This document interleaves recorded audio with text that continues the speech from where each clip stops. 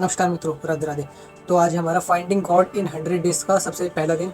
और हम परमात्मा को जाने उससे पहले हमको आत्मा को जानना पड़ेगा, अपने स्वयं के रूप को जानना पड़ेगा कि हमारा भगवान के साथ क्या संबंध है और भगवान क्या है, हम क्या हैं, क्या दोनों में रिलेशन, वही हम जानेंगे। तो भागवत गीता के दूसरे अध्याय में, जिसका नाम है गीता का सार, इसमें व्याख्या है कि जो हम मनुष्य हैं ये केवल शरीर है और जो हमारा असली रूप है वो आत्मा का है, जो कि जन्म मृत्यु के चक्कर में फंसकर एक एक शरीर से दूसरे शरीर में स्थानांतरित होती रहती है। तो यहीं पे कुछ टीका मैंने हाइलाइट्स करी है, उसको मैं रखता हूँ आपके सामने कि जो सारे शरीर में व्याप्त है उसे ही तुम अविनाशी समझो। यहाँ पे यहाँ पे आत्मा का ही जिक्र किया गया है कि जो सारे शरीर में व्याप्त है उसे ही तुम अविनाशी समझो, क्योंकि आत्मा अविनाशी है। जब से भगवान है तभी से आत्मा भी है।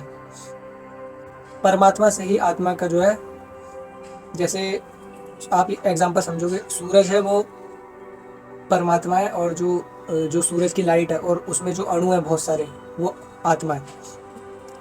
ठीक है।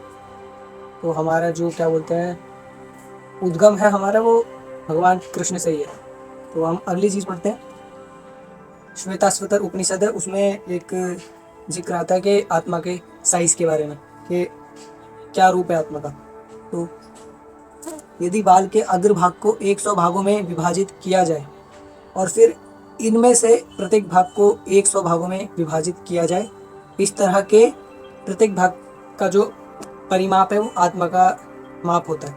मतलब इतनी छोटी है, मतलब बाल के अगले हिस्से को भी आप 1000 बार जो है डिवाइड कर दो और उसको भी फिर 1000 बार डिवाइड कर दो, फिर वो जो चीज़ है वो उतना बहुत छोटा वो हमारे आत्मा का साइज होता है। और वो बस इतना साइज, वो आत्म स्फुलिंग जो है, वो एनर्जी सेल जो भी है हमारी बॉडी में, वो पूरे शरीर को जीवन भर ऊर्जा प्रदान करता रहता है। आगे जो कुछ टीका है मैं आपके सामने रखता हूँ।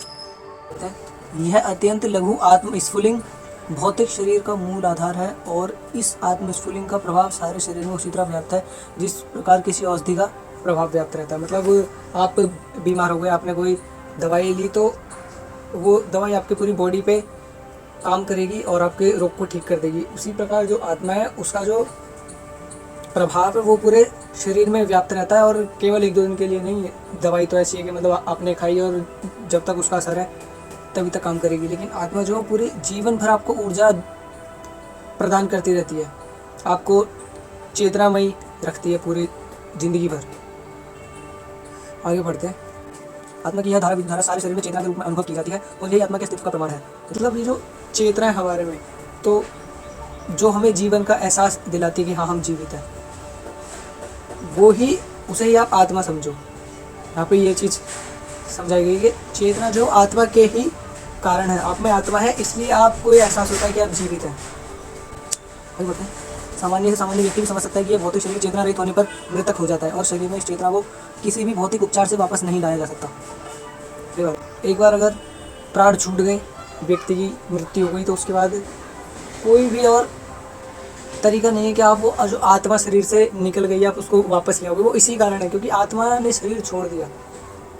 एक बार जब जन्म होता है तो एंट्री लेती है, मृत्यु होती है तो एग्जिट। अब किसी के बस की नहीं है कि वो दोबारा उसको उस शरीर के अंदर ले आए, यही चीज़ है। और वो आत्मा ने शरीर छोड़ दिया, फिर उसके बाद हमारा शरीर कैसा हो जाता है, मतलब सड़ने लगता है। एक और चीज़ है, जब तक आत्मा आपके शरीर में, आप अपने शरीर को भोजन देते रहो, वो आपका शरीर मतलब ठीक बना रहेगा। आप उसको भोजन खिलाते रहोगे, मरने के बाद आप उसको भोजन खिलाओ, वो भोजन उसके किसी काम का है नहीं है, क्योंकि जो हमको असलियत में जो एनर्जी दे रही थी, जो हमको चेतनावान बना रही थी, जो हमको जीवित रख रही थी, जो हमको जीवन का एहसास दिला रही थी, वो आत्मा थी, जो कि भगवान का एक अंश है। उसी के कारण हम जीवित अपने आप को महसूस कर पा रहे थे। वो आत्मा निकल गई। अब कुछ भी प्रोटीन ले लो, अच्छा खाना ले लो, मिठाई खा लो अच्छे से अच्छी, अब आत्मा निकल गई, हम जीवित नहीं हो, वो आपके किसी काम की नहीं। आगे बढ़